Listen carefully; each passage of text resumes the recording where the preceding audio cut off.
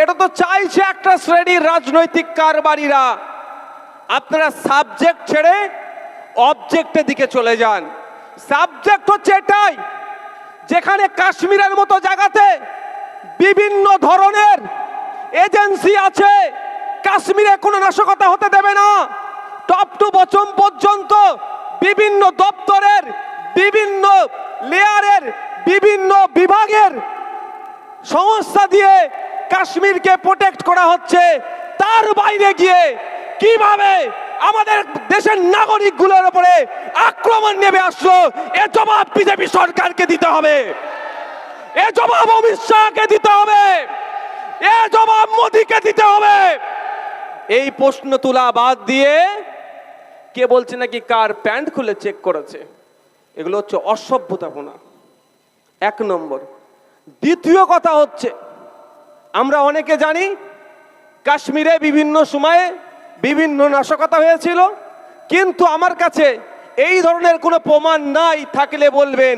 এই ধরনের মাস কিলিং করেছে যারা ওখানে ভিজিটর্স গিয়েছিলেন, যারা পর্যটক গিয়েছিল, তাদের সাথে এই ধরনের অত্যাচার হয়েছে। ইতিপূর্বে আমার মনে হয় কারো জানা নাই। হঠাৎ কেন পর্যটকদেরকে টার্গেট করলো, এখানেও রহস্য লুকিয়ে আছে। আমি গুটি কয়েক কথা বলবো এই বিষয়ে, তারপরে আমি আমার বিষয়ে ফিরে আসব।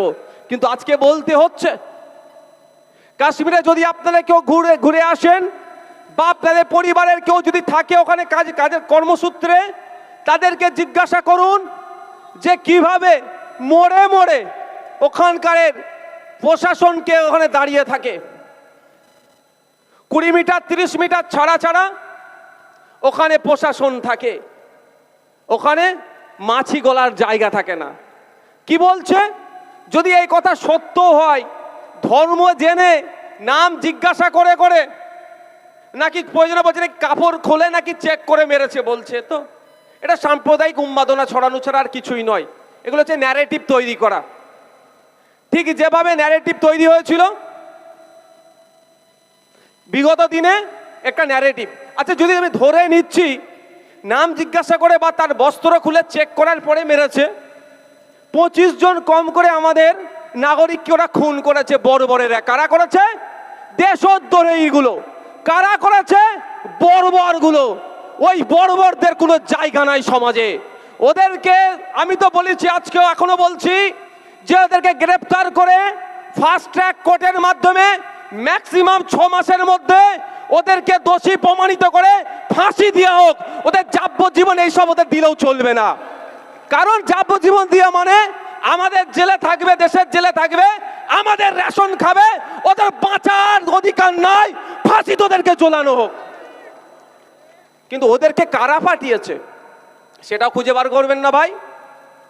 6 বছর হয়ে গেল আমাদের সেনা, আপনার উলুবেড়িয়ার বাবলু ধারা সম্ভবত নাম, এই উলুবেড়িয়ার মানুষ, বাউরিয়া উলুবেড়িয়াতে সে ওই শহীদ হয়েছিল পুলওয়ামার অ্যাটাকে। মনে আছে আপনাদের? 300 কিলো নাকি আরডিএক্স নিয়ে এসে আমাদের সেনাদের উপরে আক্রমণ করে 40-এর অধিক সেনা শহীদ হয়েছিল। এই প্রায় 6 বছর হয়ে গেল। কোন সংস্থা করলো? কজনকে গ্রেফতার করলো? কজনের বিচার হলো? কেউ আপনারা জানেন? এই বলুন, তাহলে এগুলো করলে বিচার হয়নি কেন? করতে গেলেই তো হয়তো বড় কোনো কর্তা হয়তো জড়িয়ে আছে, রাজনৈতিক ফায়দা ছিল, হয়তো করিয়ে দিয়েছে। এটা হয়তো তদন্ত করলে উঠে আসবে। তাই আমরা চাই এটা তদন্ত হওয়া দরকার। যদি তার নাম জিজ্ঞাসা করে তার বস্ত্র খুলে চেক করতে গেলে একটা মানুষকে কম করে 2 মিনিট টাইম লাগবে। 25 জনকে শহীদ করেছে, খুন করেছে, হত্যা করেছে, কত মিনিট টাইম লাগবে ভাই? 50 মিনিট। যেখানে 20 মিটার ছাড়া ছাড়া ফোর্স আছে আমাদের, তাহলে এই 20 মিটার আসতে কত টাইম লাগবে ভাই? যেখানে বলছে প্রায় 50 রাউন্ড গুলি চালিয়েছে, তাহলে আমাদের ফোর্স আসলো না কেন? প্রশ্ন থেকে যাচ্ছে না? অনেক প্রশ্ন আছে। আমাদের ইন্টেলিজেন্স কি করছিল, গোয়েন্দা বিভাগ কি করছিল, আর যে সমস্ত সংস্থাগুলো ওখানে নিরাপত্তা প্রদানের দায়িত্ব ছিল তারা তাহলে কি করছিল? এ প্রশ্ন থাকবে না ভাই? এ প্রশ্ন আপনাদেরকে করতে হবে।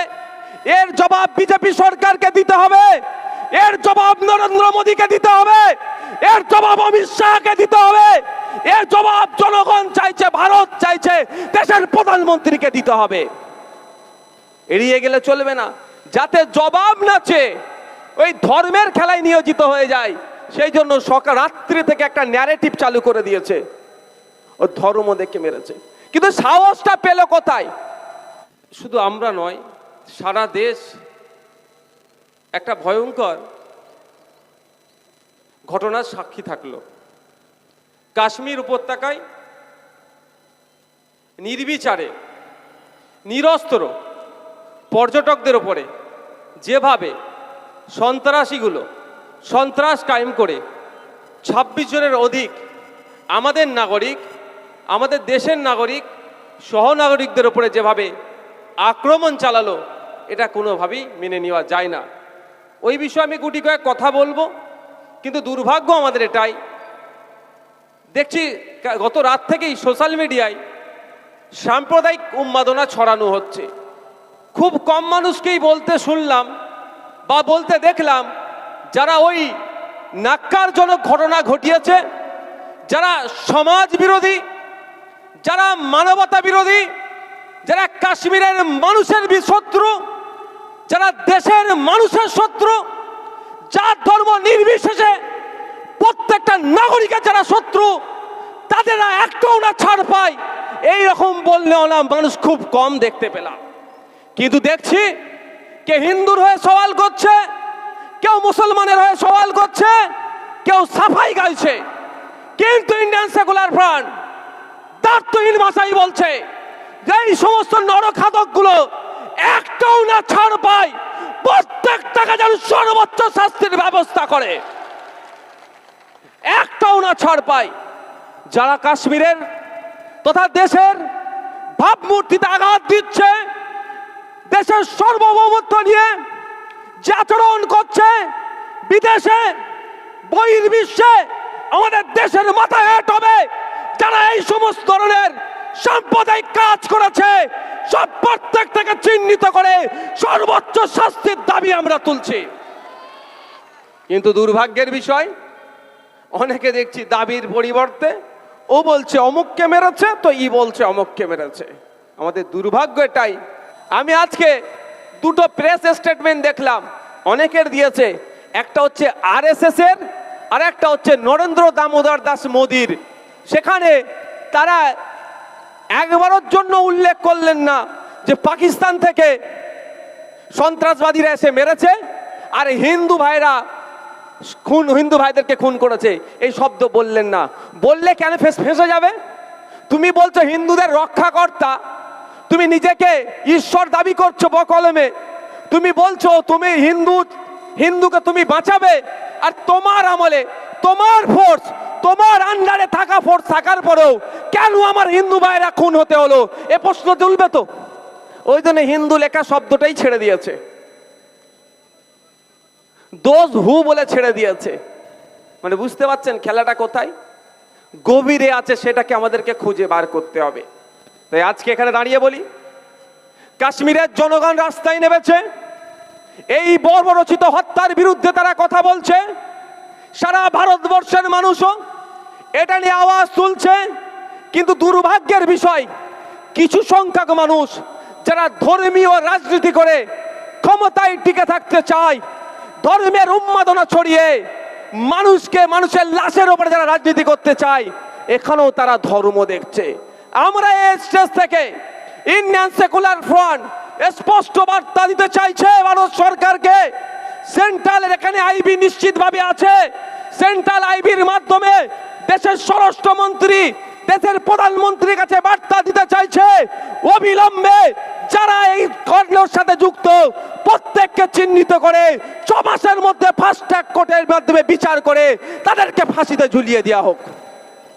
আপনারা অনেকে দেখেছেন কি জানি না, টাইমস অফ ইন্ডিয়ার আর আজকের একটা নিউজ দেখবেন, অনলাইন ডিজিটাল প্ল্যাটফর্মে গিয়ে দেখবেন অ্যারেস্ট হয়েছে 3 জন, তার মধ্যে একজন ডিএসপি ডিটেন করেছে, এতক্ষণ অ্যারেস্ট হয়তো করে নিয়েছে। একজন ডিএসপি ছিলেন, এই নাকি ষড়যন্ত্রের সাথে যুক্ত। মানে বুঝতে পেরেছেন? বলে সর্ষে দিয়ে ভূত ভাগাবে, সর্ষের ভেতরেই ভূত ঢুকে বসে আছে, কিভাবে ভাগাবেন ভাই? সাপ হয়ে কামড়াচ্ছে আর ওজা হয়ে ঝাড়ছে এরা। আমাদেরকে সজাগ সতর্ক থাকতে হবে, কোন রকম প্ররোচনায় পা দেওয়া যাবে না। আমাদের আওয়াজ তুলতে হবে। আমাদেরই ভূমিপুত্র বাবলু ধারাকে যারা খুন করেছে, 6 বছর হয়ে গেল, পুলওয়ামাতে যারা অ্যাটাক করলো তারা শাস্তি পেল না কেন? সে আওয়াজ যেমন তুলতে হবে। গতকালকে যেভাবে নিরীহ নাগরিকের উপরে বর্বরোচিত সন্ত্রাসী আক্রমণ হয়েছে, এর জবাবও কিন্তু ভারত সরকারের কাছ থেকে নিতে হবে, ভারত সরকারকে জবাব দিতে হবে। আমরা এই মর্মে এই সন্ত্রাসবাদী হামলার বিরোধিতা করে প্রতিবাদ জানিয়ে আগামীকাল শিয়ালদা স্টেশন থেকে 2টার পরে আমরা এক মিছিল বার করছি পার্ক সার্কাস 7 পয়েন্ট পর্যন্ত। সেখানে এই সন্ত্রাসী আক্রমণের বিরোধিতা করে প্রতিবাদ জানিয়ে, যেমন প্রতিবাদ সমাবেশ, প্রতিবাদ র্যালি করছি, আমরা প্রোটেস্ট র্যালি করছি, একইভাবে অপদার্থ বিজেপি সরকারের ব্যর্থতার বিরোধিতাও আমরা সেই মিছিল থেকে করব। এখন আপনাদের কাছে আমি একটা অনুরোধ করব, আমাদের কাশ্মীরে যে বর্বরোচিত ঘটনা ঘটেছে, একাধিক মানুষ মারা গিয়েছেন, এখন আসছে অনেক ঘটনা আসছে।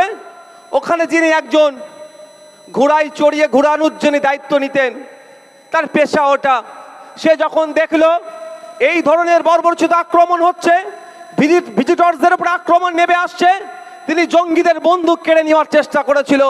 দুর্ভাগ্য তার, তিনি কাটতে পারেননি, তাকেও বর্বর জঙ্গিরা গুলি করে ঝাঁঝরা করে দিয়েছিল। যারা হিন্দু মুসলমানের খেলা খেলার চেষ্টা করছে, তাদের চোখে আগুন দেখিয়ে দিল। ওই ঘোড়াই যিনি দায়িত্বে ছিলেন, ওই সৈয়দ কিন্তু পালিয়ে যাওয়ার ছেলে নয়, সে তার সহনাগরিককে বাঁচানোর জন্য নিজের জীবনটাও দিয়েছে। আর আজকে এখানে পাড়াতে সাম্প্রদায়িক বিষ ঢালার চেষ্টা করছে। তাই আসুন আমরা আমাদের এই সহনাগরিক যারা আমাদের ছেড়ে বিদায় নিয়েছে এই জঙ্গিদের আক্রমণে, তাদের প্রতি শ্রদ্ধা জানাবো। শ্রদ্ধা জানিয়ে 1 মিনিট আমরা নীরবতা পালন করব। ঘড়িটাকে দেখবেন, উঠুন ভাই।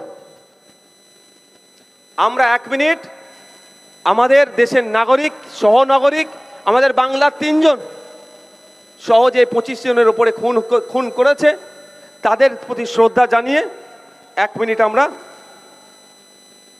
নীরবতা পালন করব। শুরু করুন।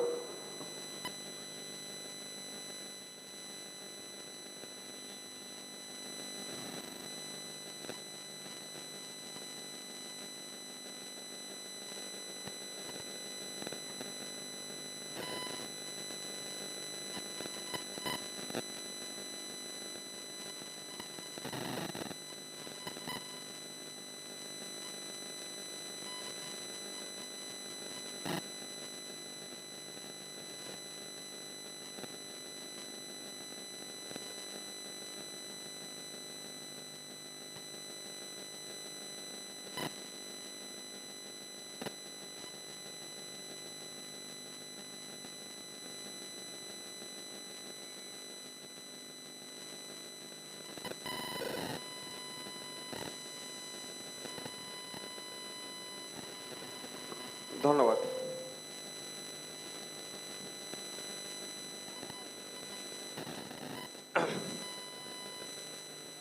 আজকে আমরা যারা উপস্থিত হয়েছি নিশ্চিতভাবে অবগত আছি, 26,000 চাকরি বাতিল, দুর্নীতি আর বঞ্চনার দায় কার হতে পারে ভাই? নওশাদ সিদ্দিকীর?